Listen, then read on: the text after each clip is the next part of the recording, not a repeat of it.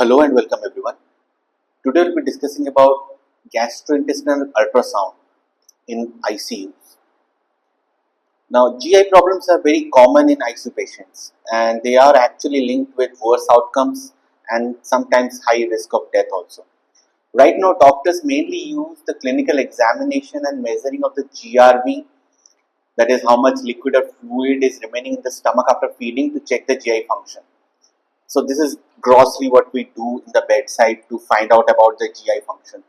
But obviously this is not a very reliable way of understanding how the GI is functioning, especially in critically ill.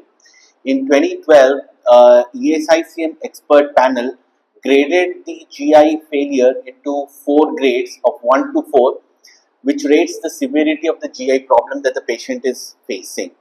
The GI grading helps standardize how we talk about this GI dysfunction, which is quite common in the ICUs. Later, a gastrointestinal dysfunction score was developed based on these grades. Both the AGI grade and the GIDS were linked with higher chances of death at 28 days and 90 days, especially when added to the standard ICU scoring like the SOFA. Now, ultrasound is emerging as a promising tool to assess the GI function, and it can be used at the bedside because we have the POCUS, that is point of care ultrasound. It helps diagnose problems in abdominal organs and the blood vessels. It guides procedures, for example, draining of the fluid collection safely, and the ESICM recommends developing a standard protocol for using this ultrasound to check the GI function. So what can a GI ultrasound show? It gives a gastric cross-sectional area of the stomach, which can give us the size of the stomach and can help predict if a patient will tolerate feed or not. Bowel diameter and wall thickness, which can suggest conditions like bowel swelling, obstruction and inflammation. It can show us the bowel peristalsis. Current limitations of using this is that there is no good quality study which is showing exactly how to use GI ultrasound in the ICU. The existing research is small and in preliminary stages. Not agreed or validated protocol is there for assessing the GI function in ICU patients. Regarding evidence on features visualized by ultrasound, focusing on the GI function in critically ill, what all we can see and what all evidence we have for that. The most common thing that we use it for is the peritoneal fluids, that is very commonly used. Ultrasound is widely being used to detect this free fluid in the abdomen, especially in the trauma setup, that is the fast examination. Ultrasound is very good in detecting intra-abdominal fluids with a sensitivity of 74% and specificity of 98%. And it can help to tell you, apart from uncomplicated ascites, that is something which is watery, to which is something which is complicated, that is infected, bloody or cancerous. Example is patient with liver cirrhosis. Ultrasound helps differentiate simple ascites from an infected peritonitis or hemorrhagic fluid. Gastric emptying. Critically ill patients often have delayed gastric emptying, increasing the risk of reflux or aspiration. Ultrasound can measure the stomach size. The cross-sectional area can be seen to estimate how much content remains. Studies show ultrasound measurement is accurate, feasible in most ICU patients. Using ultrasound to monitor the gastric residual volume reduces the aspiration rates compared to the standard GRV aspiration. Ultrasound is also 100% accurate in confirming the nasogastric tube placement in these conditions. Next is the bowel diameter and peristalsis. We can find that ultrasound can assess the bowel diameter and the movement, help in detecting small bowel obstructions. SBO is diagnosed, is often tricky, and plain X-ray is sometimes inconclusive. Ultrasound has a very high sensitivity and specificity for diagnosing this condition. Assessing the bowel peristalsis with ultrasound can help predict feeding intolerance. For example, bowel not moving means there is a very high risk. Listening with stethoscope for bowel sound is unreliable when you compare it to the ultrasound technique.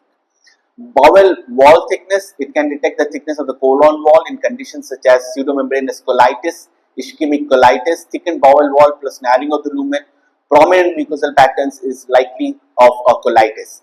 The degree of thickening is greater in pseudomembranous colitis. Using the color Doppler, it evaluates the blood flow in the gut wall, it assesses the flow, suggesting ischemia and can help in urgent surgery. However, not always reported in all ischemic cases.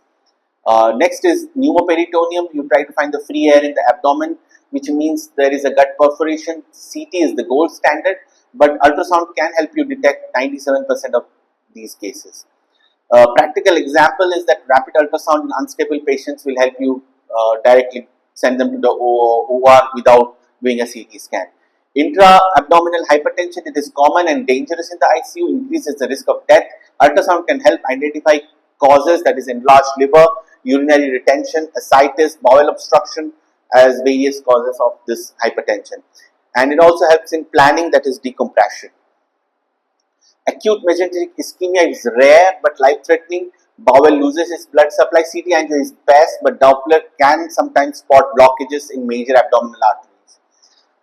Non-occlusive mesenteric ischemia is the commonest type. Ultrasound can help spot dilated bowel or gas in the wall, but data for this is limited as of now. Liver and biliary tract, ultrasound to detect the GI, liver and gallbladder problems. In ICU, acalculous cholecystitis is more common than stones. Ultrasound has got very good predictive value for detecting these conditions.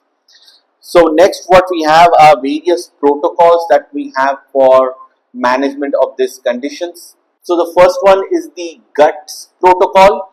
It has got variables like gastric antrum cross-sectional area, the small bowel diameter, colon diameter, mucosal thickness. It covers your stomach, small bowel and colon. And it commences that only protocol that includes all the segments of the gut, and it can help you give a GI failure score. The next what we have is the AGIUS score, which has bowel diameter, bowel thickness and bowel peristalsis, mainly in the small bowel and sometimes in the colon also. Regarding how it can be, does not clearly separate small from large bowel. 2 studies have used this, and the GIF, that is the gastrointestinal failure score, and 28-day mortality. Not much correlation was seen. Next, you have the TGIU protocol, which assesses the gastric antrum and the above what we have seen. Like AGIUS, it has no clear distinction between the small bowel and the colon, and it has been associated with some feed intolerance and 28-day mortality. Finally, we have the LIE protocol, that is 2022. You check the antrum, the colon and the peristalsis. It covers the stomach and colon. Does not include the small bowel, and all 3 measured variables are associated with feed intolerance. So each protocol measures different aspects of the region of the GI tract, and only GUTS protocol is fully comprehensive of all GI segments. Other areas are not covered in this abdominal ultrasound. So what are the pitfalls that you can find of GI ultrasound? The GI tract is long and has many curves and variable locations, often containing gas, which makes the ultrasound imaging quite difficult. Gas in the bowel scatters the sound waves, reducing the image quality. Adjusting the probe to lateral views can sometimes improve visualization, especially if you are trying to look for the colon. And it is quite time consuming to do a complete ultrasound of the GI. You need at least 30 minutes. With experience and a structured approach that is focusing on yes and no, you can do it a little quicker, but the beginners will always find it a little slow. The difficulty in the anatomy is always there. Differentiating from the small and the large bowel can be very difficult, especially for beginners. Fixed colon segments which are near the kidney are difficult to find out. Ileum connecting to the cecum in the right lower abdomen. Small bowel has circular folds and large bowel has smoother walls. If a bowel segment is more than 5 centimeters diameter, it is likely a large bowel. Small bowels rarely exceed 3 centimeters. Can easily confuse the bowel wall with other abdominal structures. Example is abdominal wall, gallbladder or stomach. Measuring the wall thickness. Wall thickness can indicate inflammation and edema. Measure should be perpendicular to the bowel wall from inside lining to the outer border. Applying too much or too little pressure, incorrect probe angle can lead to false readings. Motility and peristalsis. Real-time ultrasound can show bowel movement, which helps judge the function. However, there is no clear consensus of what is normal and what is abnormal motility as such on ultrasound. Peritoneal fluid can be confusing, especially if the patient has blood. In trauma case, sometimes a full abdomen, full stomach just under the diaphragm can look like free fluid, and ultrasound can complicate your findings. And it is very operator dependent, requires significant skill and experience. Beginners will always miss findings. Training and repeated practice is definitely required for accurate assessment.